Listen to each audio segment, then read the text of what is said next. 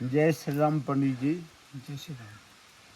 आज बात होगी भक्ति और पूजा के बारे में। जी पहला प्रश्न रहेगा आपसे कि भक्ति क्यों की जाती है, जी ये आपने बताना है। भक्ति क्यों की जाती है पंडित जी, बताइए विस्तार जी, से। बहुत बढ़िया, आपने बहुत अच्छा प्रश्न किया। मैं पहले तो महाराज जी का बहुत धन्यवाद करता हूँ कि आप इतनी जी बढ़िया मुद्दों पे चर्चा कर रहे हैं। जी जी।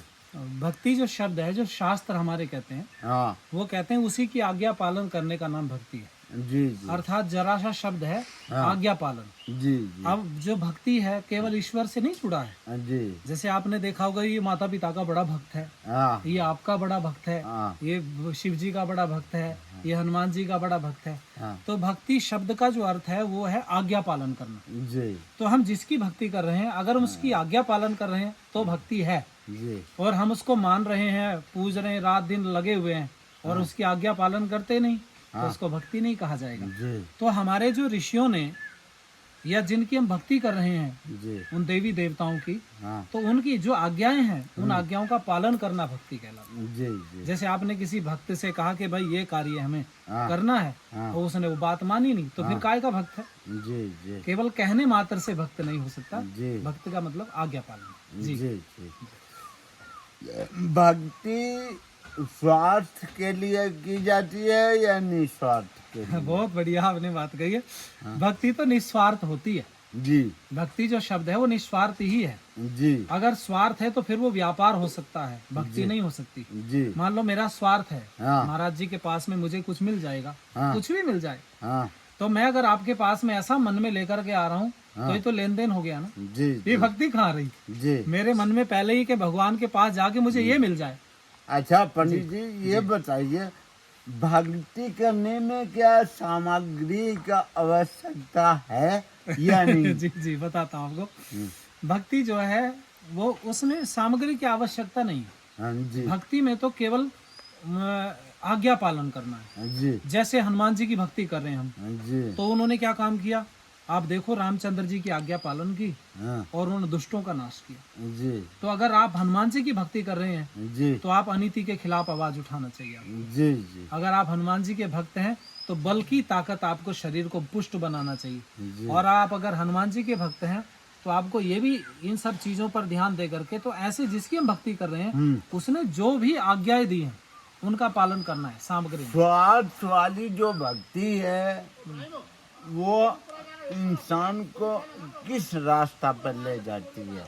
उससे तो पतन होता है महाराज जी। हाँ अगर जैसे मैं विचार करो कि मैं कपड़े रंग करके कहीं पहुंच जाऊं, हाँ कुछ भी काम करके, मतलब जो मैं हूं वो ना रहूं, हाँ और मैं छुप करके कोई काम करूं, हाँ। तो उसका दंड ज्यादा मिलेगा। जी यही भक्ति का भी है। हाँ मैं बन तो रहा हूँ भक्त, हाँ लेकिन अंदर स्वार्थ भरा पड़ा है, हाँ। तो मेरा फिर पतन और होगा। निस्वार्थ निस्वार्थ करूंगा तो निश्चित रूप से उसका बहुत बड़ा फल मिलेगा। निस्वार्थ से हमारे हिसाब से जो वैराग्य है, जी जी त्याग है, जी तपस्या है, जी।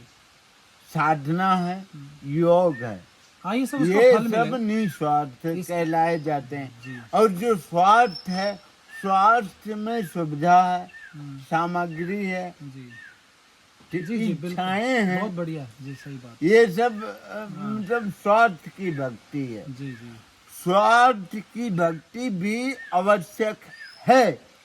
स्वार्थ, अगर कोई निसंतान है तो वो भक्ति करता है नारायण का, तो वो उसको फल जरूर प्राप्त होता है, उसको संतान प्राप्त होते हैं, तो उसको कहते हैं स्वार्थ। जी। अभी इसमें एक बात और जोड़नी जी। पड़ेगी, ये भी देखना पड़ेगा कि उसकी कामनाएं कौन सी है। जी अगर उसकी कामनाएं शुभ कामनाएं हैं जी। तो ठीक है, मानी जा सकती है बात। हाँ लेकिन अशुभ कामनाएं हैं, हाँ वो मैं भक्ति करूं उसका नाश हो जाए, मैं भक्ति करूं ये दुनिया भर की संपत्ति मुझे मिल जाए, मैं भक्ति करूं ये जमीन पे कब्जा हो जाए, जी ये वाली जो है, हाँ, ये जो अशुभ कामनाएं हैं, हाँ। ये पतन का कारण निश्चित रूप से बनती है। ये तो सत्य है। जी लेकिन देखो, जो इंसान क्या ज्यादातर भक्ति करता है स्वार्थ का। जी कोई रोगों से ग्रस्त है हम्म, तो वो स्वार्थ के बस भक्ति करेगा कि हमको रोगों से मुक्ति मिले।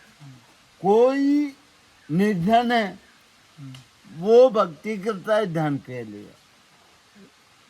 जी जी ठीक है, सुविधाजनक वाली भक्ति हर कोई चाहता है, लेकिन एक बात है, और निसुविधा वाली भक्ति कोई कोई चाहता है। लेकिन एक बात है महाराज जी आपकी, अगर किसी को संतान चाहिए ना हाँ। तो उसको बोलना तो पड़ेगा ना। हाँ, अगर मैं मुझे कहूँ जी महाराज जी कुछ नहीं अच्छा, चाहिए और मन में चलो, चल रहा है, ठीक है, वो गलत है ना। ठीक है। जी। जैसे भगवान के समक्ष ध्यान लगाना है, जी लगाना है तो कौन सी शब्द पहले उच्चारण करना जी चाहिए? जी। देखो ईश्वर के, वो बिना मंत्र का हो, बिना मंत्र का। जी हाँ, जी मैं बताता हूँ। मैं तो चूंकि शास्त्र से संबंधित बातें आपके सामने रख सकता हूँ। शास्त्र क्या कहता है, हाँ, परमात्मा के दो प्रकार के नाम है। जी एक नाम तो वो है जो उसका मुख्य है, जी जो कभी नहीं बदलता। जी, जैसे मेरा नाम कुलदीप है हाँ तो वो सब जगह पे कुलदीप नाम है। जी लेकिन मेरा नाम एक पिताजी भी है जो जी। मेरे बच्चे मुझे लेते हैं। जी मेरा नाम एक मामा भी है जो मेरे भांजे मुझे बोलते हैं। जी मेरा नाम एक चाचा भी है जो मेरे भाई के बच्चे मुझे बोलते जी हैं। ये जो नाम है ना बाकी वाले, ये गुणों के आधार पर है, गौणिक नाम इनको बोलते हैं। जी तो परमात्मा के भी ऐसे दो प्रकार के नाम है, एक मुख्य है, एक गौणिक है। जी जो मुख्य नाम है वो तो ओम है। जी क्योंकि हम कहीं भी कोई मंत्र पाठ करते हैं कि कहीं भी शुरुआत होती है तो सबसे पहले ओम आता है, हाँ वो परमात्मा का मुख्य नाम है। हाँ लेकिन गौणिक नाम जो है गुणों के आधार पर, वो परमात्मा के असंख्य नाम है। जैसे शिव है, हाँ शिव का अर्थ है कल्याण करने वाला। हाँ वो हमारे वो भक्तों का कल्याण करता है, इसके उसका नाम शिव है। हाँ उसका नाम रुद्र है, हाँ वो दुष्टों को रुलाता है इसलिए उसका नाम रुद्र है। हाँ उसका नाम शंकर भी है, जी वो संहार करोति इति शंकरा, यानी कि जो दुष्टों का संहार करता है इसलिए उसका नाम शिव शंकर है। ऐसे उसका नाम ब्रह्मा भी है। हाँ ब्रह्मा मतलब सृष्टि का संचार करता है, सृष्टि को पैदा करता है, इसलिए उसका नाम ब्रह्मा है।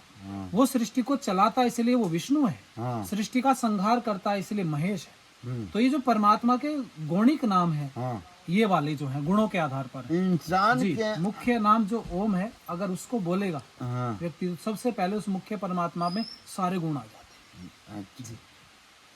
ठीक है भक्तों, आप लोग जरा ध्यान से इस वीडियो को विचार से सुनिए और अपने जीवन में ढालने का कोशिश करिए। आगे हम और भी वीडियो बनाएंगे और आप भी बोलेंगे, कुछ बोल दीजिए। मैं महात्मा जी का बहुत धन्यवाद करूंगा। जब भी हम आते हैं तो शास्त्रों की चर्चाएं होती हैं हाँ और ये बहुत बड़ी बात है। हाँ कई जगहों पर हम लोग जाते हैं, देश दुनिया में कई देशों में दूसरों में भी निरंतर कार्यक्रम चलते रहते हैं। लेकिन मैं जब महात्मा जी के पास आता हूँ तो कभी भी ऐसी चर्चा नहीं हुई है जो संस्कृति से संबंधित ना हो। जी बाकी जगह जाते हैं, आश्रम कैसे ग्रोथ करे, भक्त कैसे, इन पे कोई चर्चा नहीं होती। चर्चा होती है सनातन संस्कृति कैसे बचे, वेद उपनिषद दर्शन शास्त्र क्या कहते हैं। तो मैं आपका हृदय से धन्यवाद करता हूँ और मैं सबसे कहूँगा कि महात्मा जी का चैनल चलता है राम सेवक दास के नाम से, आप उसको सब्सक्राइब करें और लाइक करें, वीडियो को दूसरों को भी भेजें। अच्छी चर्चाएं होनी चाहिए, फिल्मी गाने और बहुत सारी चीजें आप शेयर करते रहते हो, देखते हो, लेकिन इन चर्चाओं को आप भेजेंगे तो आपको भी पुण्य मिलेगा। मैं हृदय से आपका पुनः धन्यवाद करता हूँ। ओम। ओम।